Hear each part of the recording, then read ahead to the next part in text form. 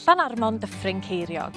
Mae yna sawl eglwys wedi chysegru i Garmon yng Nghymru, ac mae un ohonyn nhw yma, yn Llanarmon Dyffryn Ceiriog.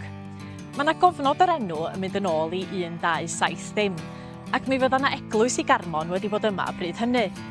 Dydy'r eglwys sydd yma heddiw ddim mor hen â hynny, ond mae'r ddwy goedan ywen sydd wrth y drws dros 1000 o flynyddoedd oed.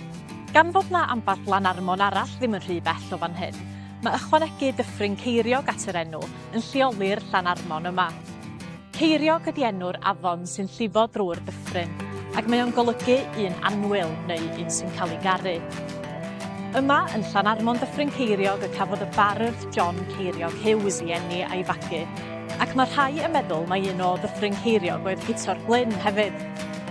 Mae'r ardal yma yn dal i fod yn un o gadarnleoedd y Gymraeg o fewn Sir Wrecsam, efo 50% o'r boblogaeth yn medru'r Gymraeg.